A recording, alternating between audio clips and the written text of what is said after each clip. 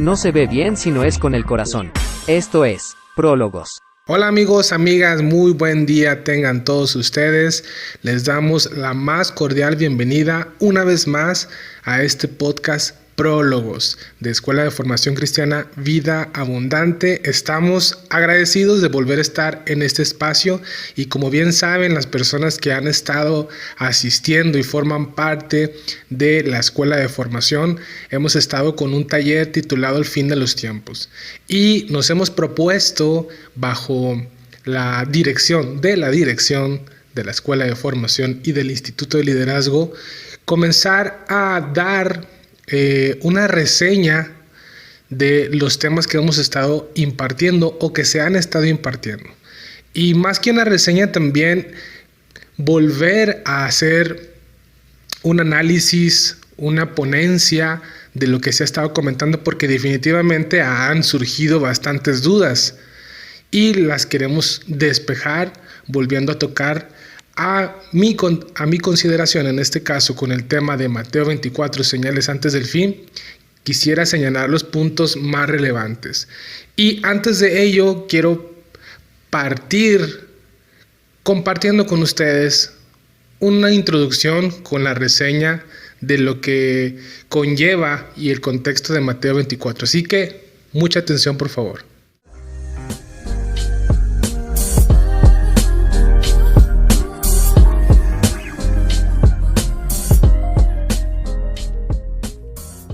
Mateo 24. Señales antes del fin, por Óscar Saúl Muñoz.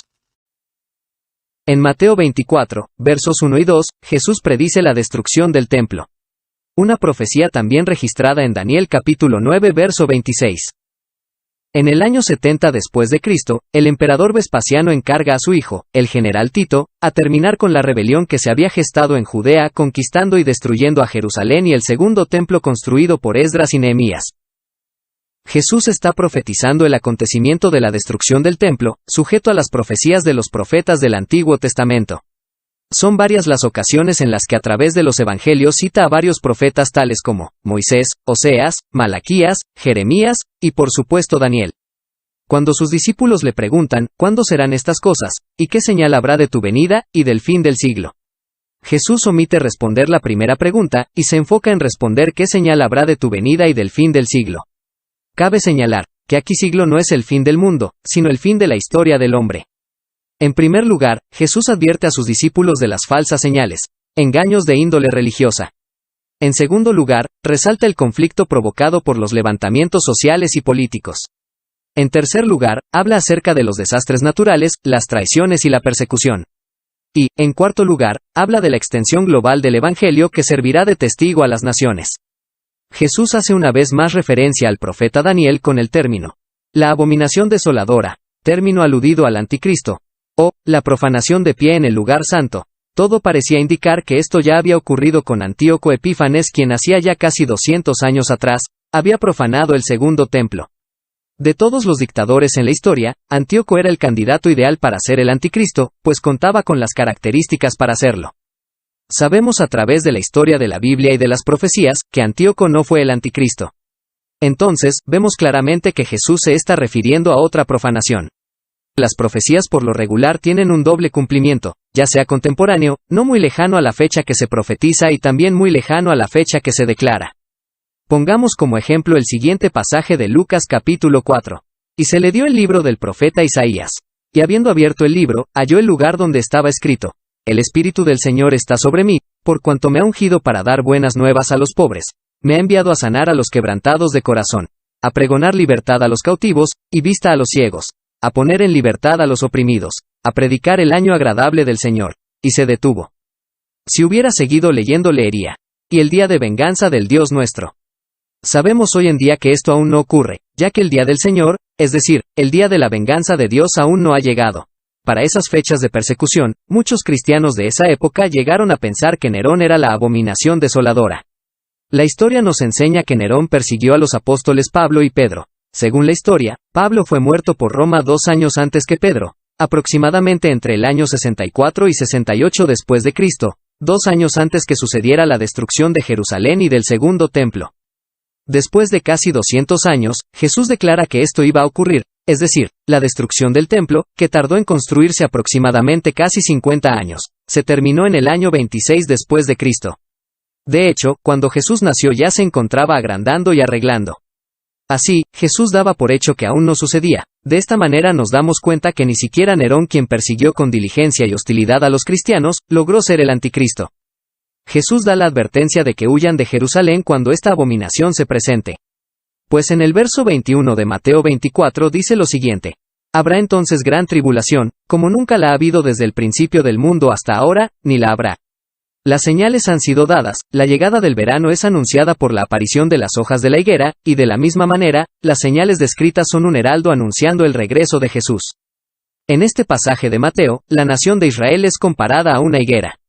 Jesús cuenta una parábola, que se deriva del griego, parabolé, término que sugiere una comparación. Una parábola es un relato corto, con forma de historia sencilla acerca de la vida cotidiana con el fin de enseñar una verdad espiritual. Lo vemos en pasajes como Mateo 21 verso 19, Marcos 11 verso 13 y Lucas 13 versos 6 al 9. Jesús sutilmente responde a la segunda pregunta de los discípulos: ¿qué señal habrá de tu venida y del fin del siglo? La señal más grande de los últimos tiempos la vemos cumplida en el regreso de Israel a su tierra en el 14 de mayo de 1948. Cumpliéndose así la profecía de Isaías 66 verso 8. ¿Quién oyó cosa semejante? ¿Quién vio tal cosa? ¿Concebirá la tierra en un día? ¿Nacerá una nación de una vez? Pues en cuanto Sión estuvo de parto, dio a luz sus hijos. Resulta muy interesante leer que Jesús dijo: les digo la verdad, no pasará esta generación hasta que todas estas cosas sucedan. Esto hace que nos preguntemos: ¿somos acaso la última generación? ¿Nos encontramos en la recta final? Si Israel es la señal a la que los discípulos se referían, es un hecho que estamos viviendo como en los días de Noé. ¿Y tú, estás preparado? Ok, yo te hago la misma pregunta aprovechando la ocasión. ¿Estás preparado? Vamos a comenzar este estudio de Mateo 24, las señales antes del fin, en 7 segmentos. En primer lugar, hablaremos de la destrucción del templo. En segundo lugar, la señal de los tiempos y del fin del siglo. En tercer lugar, la gran tribulación. En cuarto lugar, la segunda venida de Jesús. En quinto lugar, la parábola de la higuera. En sexto lugar, como en los días de Noé. Y en séptimo lugar, siervos fieles e infieles. Y si tienes tu Biblia, te invito a que saques ahora mismo tu biblioteca divina y me acompañes a leer a partir del versículo 1 de Mateo capítulo 24. Y cito: cuando Jesús salió del templo y se iba, se acercaron sus discípulos para mostrarle los edificios del templo. Respondiendo él les dijo: ¿veis todo esto? De cierto os digo que no quedará aquí piedra sobre piedra que no sea derribada. Fin de la cita. Muy bien, los discípulos de alguna manera estaban presumiendo este templo que para ese entonces era considerado una de las maravillas del mundo de ese entonces.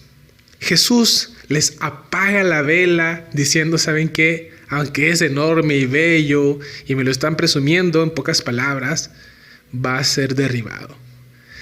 Si tú has ido a Jerusalén o has visto videos o fotografías donde está el Muro de los Lamentos, que es muy conocido en ese lugar, es lo único, parte de lo que quedó de ese segundo templo, el cual fue construido por Esdras y Nehemías, estos reformadores de los cuales la Biblia habla en el Antiguo Testamento. Puedes aprender de ellos y de su historia en particular. ¿Cómo es que llevaron a cabo esta obra? Con mucha oposición, por cierto. Después, Herodes el Grande, para aprovechar y simpatizar con el pueblo judío, se propuso agrandar y embellecer este templo ya construido. Y esta manera de trabajar para que se engrandeciera y se embelleciera y fuera una maravilla de ese mundo, pues pasaron aproximadamente 50 años. De hecho, Jesús, cuando estaba ya aquí en la tierra, habitando entre nosotros, ya se encontraba agrandando ese templo. Y bueno, era tal la grandeza de ese templo. De hecho, yo he visto videos donde hacen una representación de cómo seguramente fue ese templo. Y es algo extraordinariamente precioso, bonito, pero sobre todo lo que llama más la atención es que era muy grande, muy grande.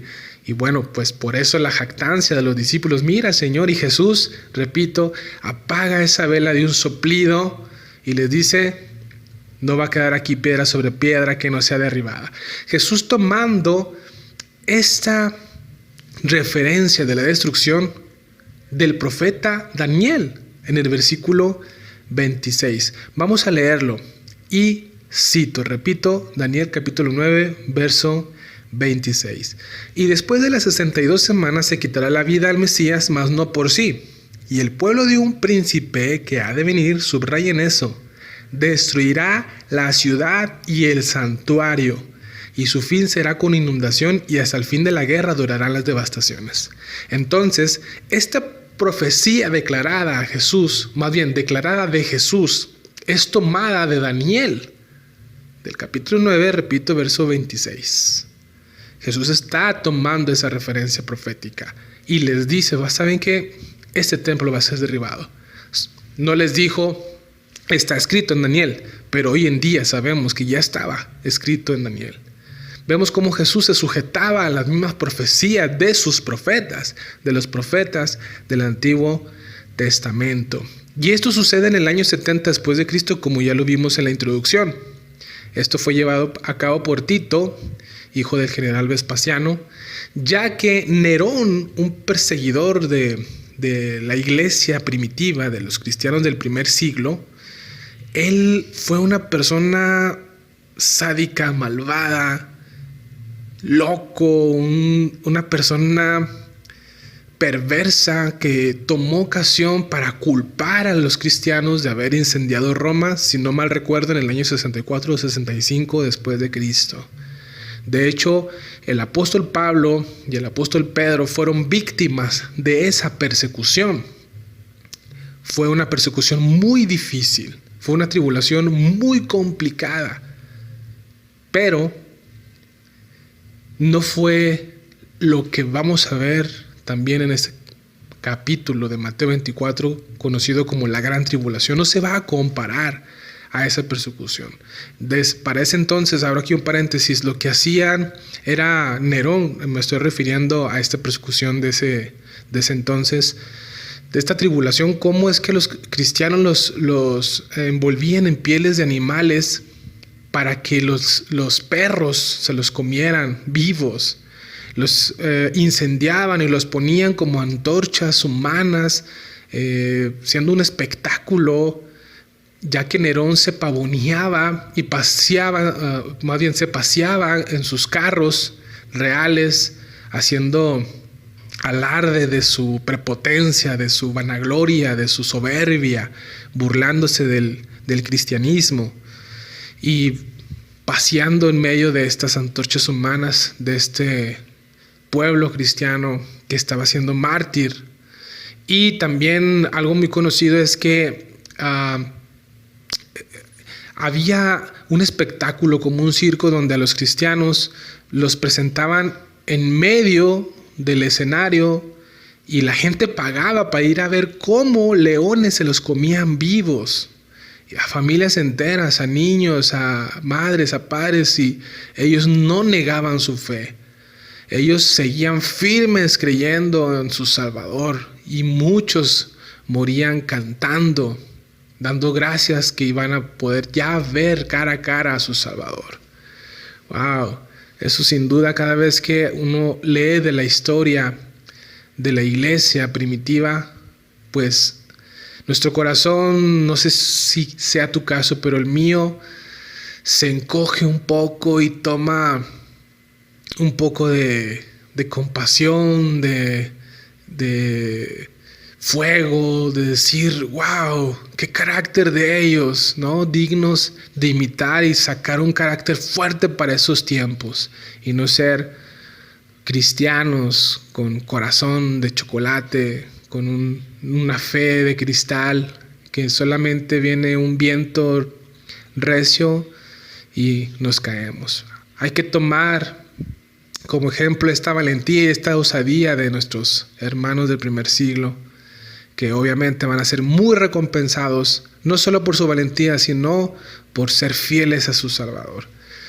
Muchas gracias, porque la sangre de ellos se convirtió en la semilla de la expansión del Evangelio, y bueno, el resultado ha sido masivo, de tal manera que el Evangelio llegó hasta el occidente y sigue predicándose por todos los rincones de la tierra hasta que venga el fin, hasta que Dios, como en los días de Noé, cierre la puerta del arca, cierre la puerta de la salvación a la gente que se ha rehusado a creer en el único Hijo de Dios, el camino, la verdad y la vida. Bueno, seguimos con nuestra enseñanza. A partir del versículo 3 hasta el versículo 14, estamos volviendo a Mateo 24, Jesús habla de la señal de los tiempos y del fin del siglo. Como ya bien vimos en la introducción, se menciona que Jesús habla de levantamientos sociales, políticos, y aquí quiero resaltar algo. Obviamente hubo terremotos, hubo guerras, hubo pestes, hubo hambres antes del siglo XX. Hubo, definitivamente, pero no fue sino hasta el año de 1914, ya en el siglo XX, donde todas estas señales se multiplicaron, se triplicaron. Nunca había existido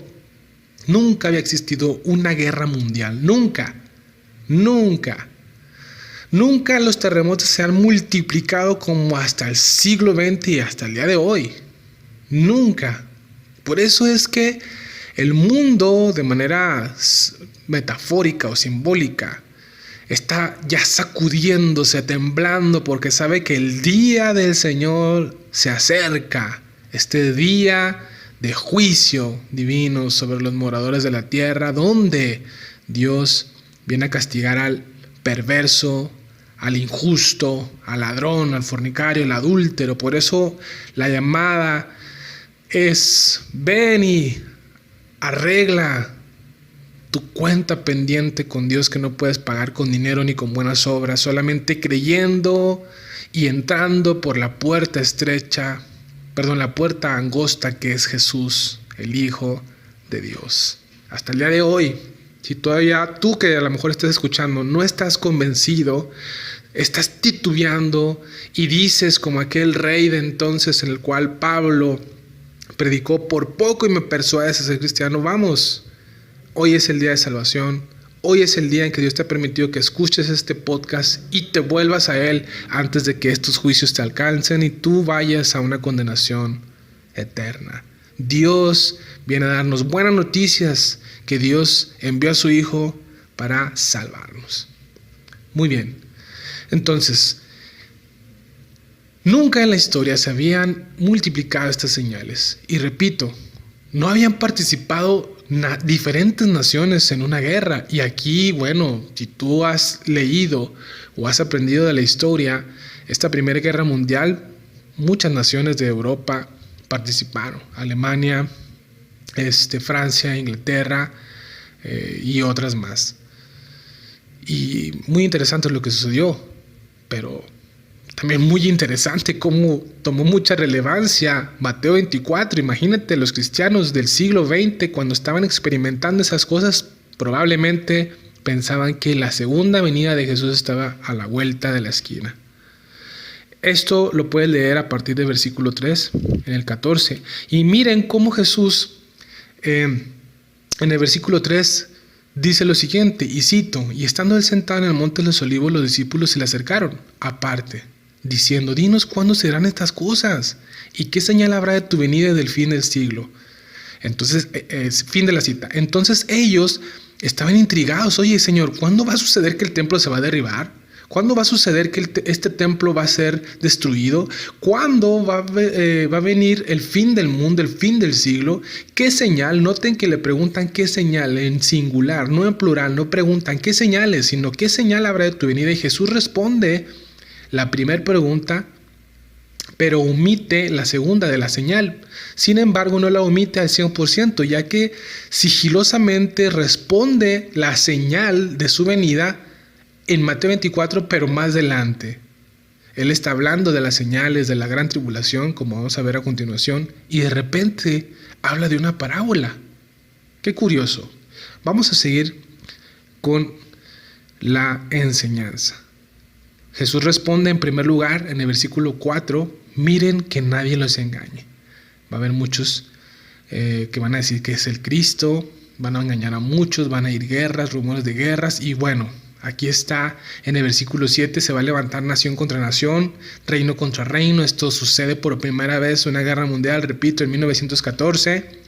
Y todo esto será principio de dolores. Saben ustedes que también ocurrió una segunda guerra mundial. Hasta el día de hoy no ha existido una tercera guerra mundial, pero he escuchado, he leído que cuando ocurra una cuarta guerra mundial, ya la cuarta va a ser con puros palos y piedras, porque si hoy en día se llega a dar una tercera guerra mundial, ya con el armamento nuclear que poseen algunas naciones, potencias de naciones, esto va a ser una catástrofe. Sabemos que esto va a ocurrir, una guerra que se va a desatar en el mundo, que va a acabar con la vida no de cientos, sino de millones y millones, cientos de millones de personas. Nunca esto había sucedido, pero va a suceder y vamos a hablar de ello. Y esto sobre todo en lo que se conoce en la escatología como las 70 semanas de Daniel, y sobre todo la última semana, la 70ª semana de Daniel, la última semana de Daniel, que son centenas de años, para adelantar un poquito acerca del tema, y cada semana obviamente consiste en 7 años. Más adelante, en otro episodio, con mucho gusto vamos a hablar de ese tema para también, claro, ir despejando cada vez más dudas con respecto al tema de los últimos tiempos.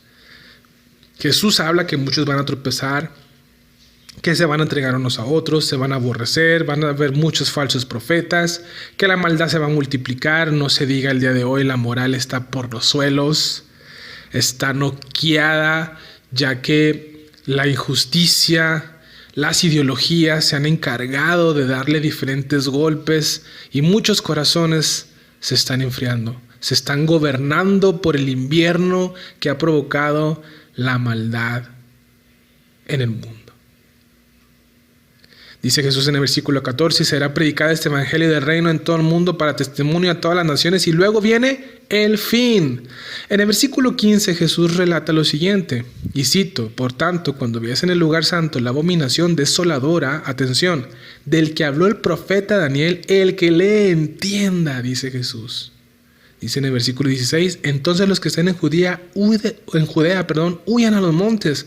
El que esté en la azotea no descienda para tomar algo de su casa. El que esté en el campo no vuelva atrás para tomar su capa.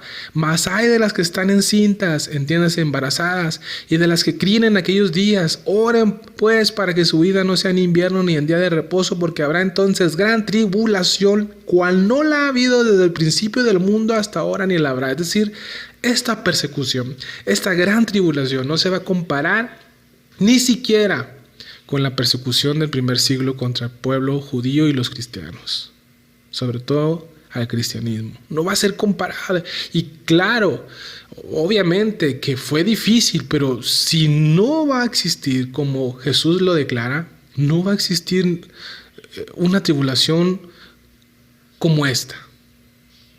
Porque ni desde el principio del mundo ni hasta ahora ha existido ni la va a haber. Esto es conocido en la escatología como la última semana de Daniel, ¿sí? La semana donde Dios trata exclusivamente con el pueblo judío.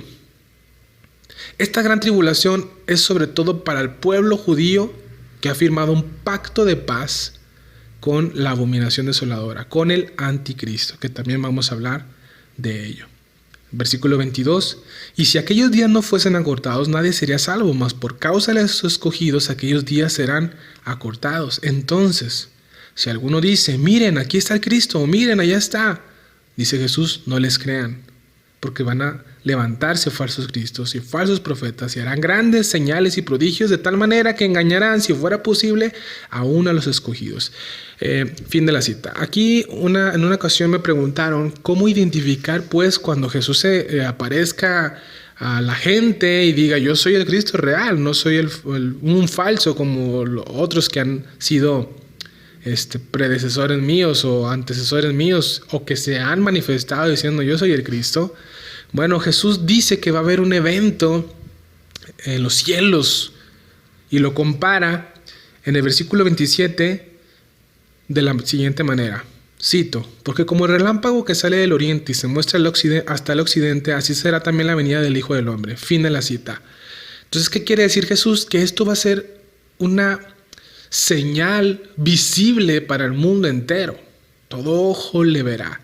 Y así como el relámpago se ve, ¿verdad?, como alumbra y es un espectáculo, aunque es inmediato, Jesús dice: así será mi venida. No van a, si ustedes escuchan que está el Cristo ya aquí y no hubo previamente una manifestación en los cielos, no es Cristo. Tiene que existir, tiene que haber previamente, antes de que descienda a la tierra, un evento en los cielos espectacular. De esa manera mucha gente va a ver a Jesús y se van a lamentar, según Apocalipsis, por haber rechazado, crucificado al Hijo del Dios vivo, que ya viene a juzgar al mundo. Primeramente vino como un cordero manso y humilde a salvar por medio de sí mismo a su pueblo, a todo aquel que crea que Él es el Mesías, el Salvador, que Él es el camino, la verdad y la vida. Pero ahora en su segunda venida viene como un león, viene como un juez, viene a destruir al impío, al injusto, al ladrón, al fornicario, al adúltero. Viene a enjuiciar a todo aquel que le rechazó, a todo aquel que no creyó en el Evangelio. Por eso aprovecha, este es el tiempo de estar de este lado, refugiados en el castillo eterno que es Jesús, el Hijo de Dios. A partir del versículo 29, Jesús, hasta el versículo 31, nos habla acerca de su venida en más detalles. Dice que después e inmediatamente, cito 29, después de la tribulación de aquellos días, el sol se oscurecerá y la luna no dará su resplandor. Pregunta: ¿esto ya ha existido antes? Sí. Sin embargo, va a ser un fenómeno muy particular y muy especial, el cual el sol se oscurece. Es como si se vistiera de luto por saber lo que va a ocurrir a continuación, la catástrofe y la mortandad que vendrá sobre el mundo entero. Y dice: la luna no dará su resplandor, y las estrellas caerán del cielo, y las potencias de los cielos serán conmovidas. Otra versión, cuando menciona las potencias de los cielos, hace alusión a que los ejércitos celestiales, es decir, el mundo angelical, será conmovido por lo que se va a presenciar en esos tiempos. Imagínate, si el mundo angelical, si es el caso, temblará ante lo que va a ocurrir. No nos sorprenda cómo estará el ser humano viviendo y experimentando esas cosas. No quisiera estar en sus zapatos. Versículo 30, entonces aparecerá la señal del Hijo del Hombre en el cielo. ¿Ven cómo esto complementa lo que ya habíamos comentado? Y entonces lamentarán todas las tribus de la tierra y verán al Hijo del Hombre viniendo sobre las nubes del cielo con poder y gran gloria. Y enviará a sus ángeles con gran voz de trompeta y juntará a sus escogidos de los cuatro vientos, desde un extremo del cielo hasta el otro. Y aquí, atención, es donde entramos con el quinto segmento, la parábola de la higuera. Es donde yo les comentaba que de repente empieza a hablar de una parábola. Y dice: de la higuera aprendan la parábola. Está hablando de su segunda venida. Esto hay que leerlo tomando en cuenta la materia de la hermenéutica, que es la correcta interpretación de los textos antiguos, sobre todo de la Biblia. Jesús todavía está hablando de su segunda venida. Entonces cuenta esta parábola. Aprendan de la parábola para entender mi segunda venida, es lo que nos está diciendo el Señor. Y cito 32. Cuando ya su rama está tierna y brotan las hojas, saben que el verano está cerca. Así también ustedes, cuando vean todas estas cosas, conozcan que está cerca a las puertas. Fin de la cita. Jesús nos está diciendo: así también ustedes interpreten, aunque nadie sabe el día ni la hora, aunque nadie sabe el día ni la hora, sí Jesús nos incita, nos aconseja a interpretar los tiempos, a saber en qué tiempos estamos viviendo. Y créanme que este siglo XXI en el que estamos viviendo, los tiempos y las señales son muy evidentes, de tal manera que podríamos asegurar que nuestro Salvador está muy cerca. Está muy cerca, definitivamente. Lo que llama mucho la atención es la respuesta que se da sigilosamente, de manera muy sutil en el versículo 34, acerca de la señal que Jesús le responde a sus discípulos. Recuerden que sus discípulos le dijeron: Señor, ¿cuál será la señal de tu venida? Y aquí se les responde. Les dice: ¿saben? De la higuera aprendan la parábola. De cierto os digo que no pasará esta generación hasta que todo esto acontezca. A ver, eso es en el versículo 34. La pregunta es: ¿cómo es que esa generación de ese entonces no pasaría si ya se murieron? Eso fue hace más de 2000 años. ¿De qué está hablando Jesús? Bueno, por eso Jesús nos dice: aprendan de la parábola. En varias ocasiones, el pueblo de Israel ha sido comparado con una higuera. En algunos capítulos atrás de Mateo 24, antes de Mateo 24, Jesús compara a Israel con una higuera. En Marcos 13, si no me equivoco, también Jesús vuelve a comparar a Israel con una higuera. El punto es que cada vez que la Biblia en los evangelios menciona una higuera, se compara a Israel. Las higueras tienen algo muy en particular, sobre todo que su fruto viene después de que las hojas aparecen, o más bien, su fruto aparece antes de que las hojas sean visibles en sus ramas. Por eso cuando Jesús ve a una higuera de lejos y tiene hambre, antes de acercarse ve que tiene muchas hojas, y al momento de ver que tiene muchas hojas, obviamente el fruto tuvo que haber venido primero. Y si viene primero el fruto, obviamente si tiene muchas hojas, lo lógico sería que tiene muchos higos para comérmelos ahorita. Se acerca y no los encuentra y la maldice. Muchas veces este pasaje se toma para hablar acerca de la fe, porque Jesús les da una lección de la fe. Eso es muy evidente. Sin embargo, no perdamos de vista el punto de que Israel está rechazando al Mesías dentro de este contexto. Y así como lo rechazaron, y esto fue previo a su crucifixión, Israel, otra vez comparada a una higuera, no dio frutos de arrepentimiento. Parecían, de lejos se veía muchas hojas, apariencia de piedad, amaban a Dios, lo proclamaban con sus labios, pero su corazón estaba muy lejos de Él. Y es maldecida. De hecho, ellos cuando crucificaron a Jesús dijeron: su sangre sea sobre nosotros y sobre nuestros hijos. ¡Uf! ¡Qué declaración tan fuerte!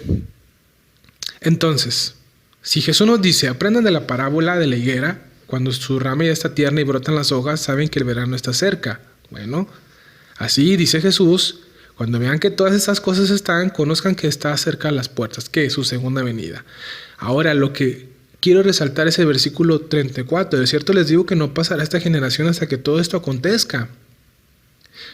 ¿Cuál generación? ¿De qué está hablando Jesús? Repito, si esto ya ocurrió. Bueno, todo el mundo cristiano, amante de las profecías, los escatólogos, los teólogos, los maestros cristianos, pastores y todos aquellos que aman las escrituras y sobre todo las profecías que hablan de su segunda venida, quedaron sorprendidos cuando en el siglo XX, en el año de 1948, el 14 de mayo, Israel se convirtió en una nación, cumpliéndose así la profecía de Isaías que decía: ¿concebirá la tierra de una vez? ¿Nacerá una nación en un día? La respuesta sería no, pero Israel sobrenaturalmente así fue. No ha existido una nación como la de Israel. Y esto fue en el año de 1948, repito.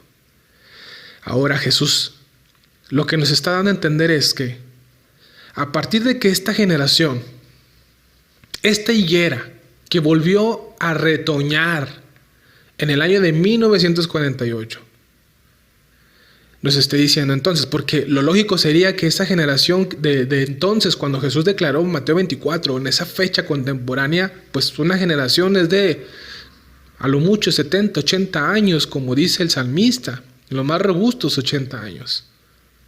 Pero esa generación murió. Pero la higuera, repito, vuelve a retoñar de manera increíble con esta profecía de Isaías en 1948. Y si esta generación que nace, que salen sus vástagos para esa fecha, es la última generación, bueno, si nosotros contamos 70 años a partir de 1948, estamos diciendo que los 70 años se cumplieron en el año 2018. Y los más robustos, 10 años más, serían 2028. Ahora yo con esto no estoy diciendo que sea la fecha exacta, pero Jesús, repito, nos incita a interpretar las señales, a saber en qué tiempos estamos viviendo. Y esto ha sido sorprendente. Y si es de esta manera que versículo 34 se interpreta de que no pasará esta generación hasta que todo esto acontezca, ¿qué? ¿Qué acontezca? Su segunda venida, la gran tribulación. Obviamente no ha venido esta gran tribulación. Y la generación de entonces, repito, ya pereció.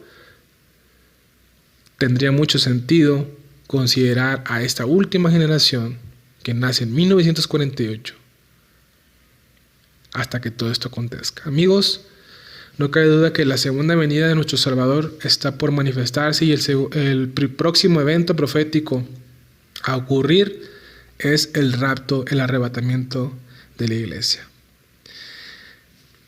Y para ir concluyendo, nosotros hemos estado hablando acerca del sexto segmento. Hemos estado hablando de los primeros 5. Y en este sexto segmento Jesús habla acerca de cómo en los días de Noé.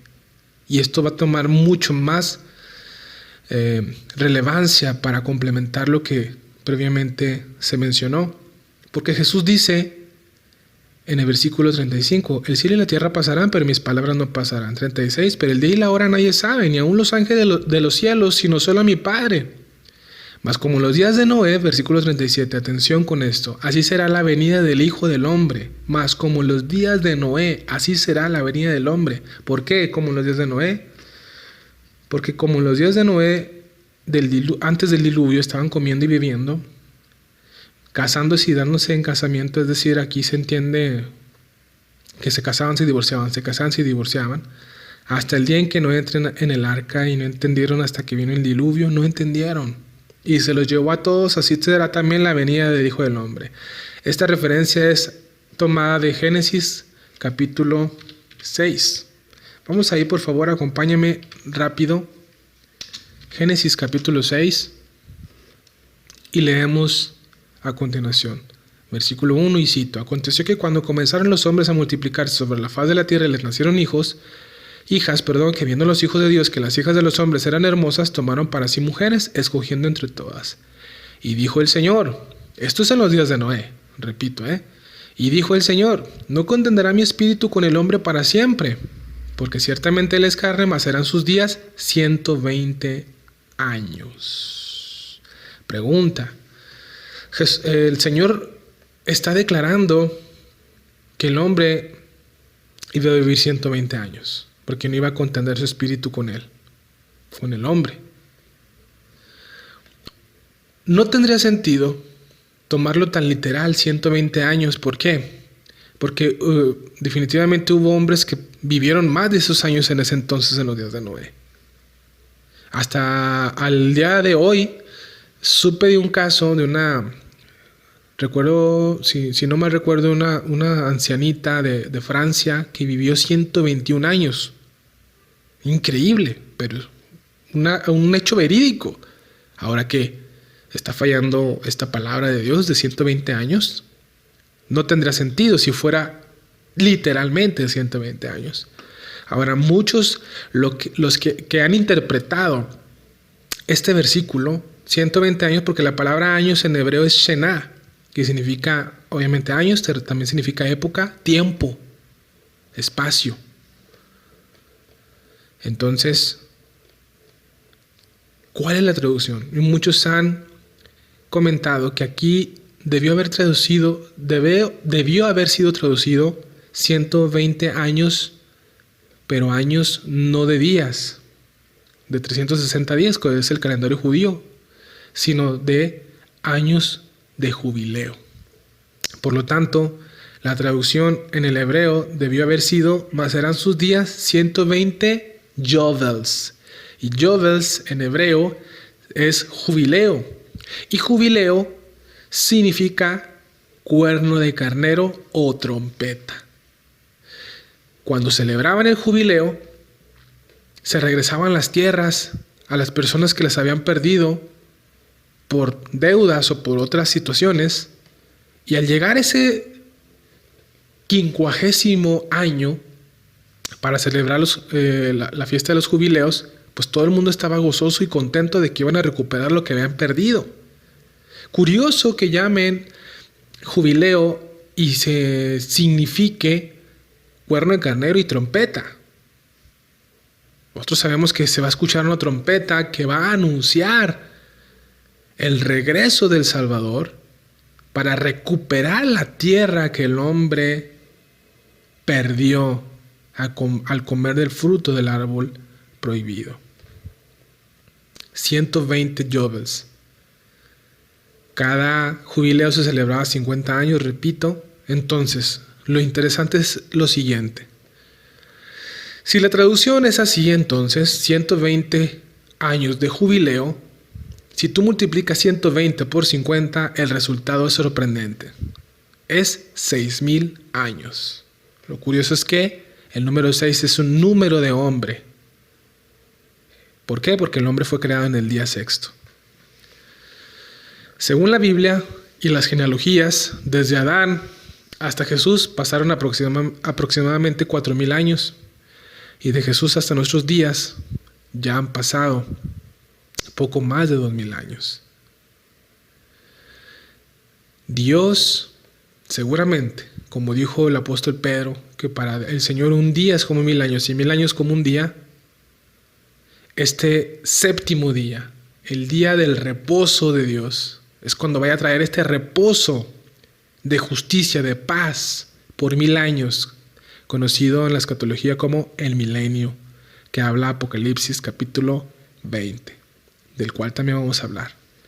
Y bueno, para que el tiempo no se nos extienda demasiado, vamos a ir concluyendo con el séptimo segmento, que es siervos fieles e infieles, solamente para complementar y concluir esta enseñanza de Mateo 24, que sin duda pues nos deja todavía ¿no? Datos interesantes y que a lo mejor se habían pasado por alto, pero estoy convencido de que entre más nos acercamos al fin, la revelación, aunque ya está dada y escrita, para nosotros como creyentes es gradual. Dios le dijo a Daniel, ¿sabes qué? Sella las palabras de esa profecía hasta el tiempo del fin. Y sin duda estamos viviendo ya en la recta final. Y Jesús termina hablando en Mateo 20, a partir del versículo 45. En Mateo 24 leemos: ¿Quién pues, después de todo lo que hemos hablado, quién es pues el siervo fiel y prudente al cual puso su Señor sobre su casa para que les dé el alimento a tiempo? Bienaventurado aquel siervo al cual cuando su Señor venga le haya haciendo así. ¿Cómo? Sirviendo, administrando lo que se le delegó. ¿Qué se te ha delegado? ¿En qué área estás sirviendo tú? ¿O en tu congregación? ¿En tu comunidad? Bienaventurado eres si Dios te encuentra sirviendo, siendo fiel, que es lo que Dios va a recompensar, la fidelidad. De cierto os digo que sobre todas sus bienes le pondrá, versículo 48, pero si aquel siervo malo dice en su corazón, mi Señor se está tardando mucho en venir, y comienza a golpear a sus consiervos y aún a comer y a beber con los borrachos, vendrá el señor de aquel siervo un día que éste no espera y a la hora que no sabe y lo va a castigar duramente y pondrá su parte con los hipócritas. Allí será el lloro y el crujir de dientes. Amados, amigas, amigos, velemos, seamos sobrios, seamos servidores, aprovechemos este tiempo, administremos lo que se nos ha dado de manera muy sabia, muy inteligente y pidamos a Dios sabiduría, fortaleza para poder vivir en esta recta, la última recta. ¿Seremos acaso la última generación? No lo sabemos, pero probablemente sí seamos la última generación. Cualquiera que sea el caso, el llamado es para todos. Venir al Hijo de Dios, refugiarnos en Él y servirle en el nombre de Jesús. Recibe muchas bendiciones, saludos y no te pierdas nuestro próximo episodio donde vamos a estar hablando todavía con los temas acerca del fin de los tiempos. Mi nombre es Óscar Muñoz, recibe un fuerte y caluroso abrazo de tu servidor y la Escuela de Formación y del Instituto de Liderazgo llevado a cabo por nuestra amada directora Laura Grimaldo. Les manda también muchos saludos. Así que amigos, adiestrémonos, sigamos adelante, les exhorto a ello y vamos con nuestro siguiente episodio. No te lo pierdas. Dios te bendiga, bendiciones. Continúa con nosotros, nuestro siguiente episodio te espera. Estás escuchando el podcast de Prólogos, de Escuela de Formación Cristiana, Vida Abundante Torreón, Coahuila. Somos la voz que precede a la tormenta.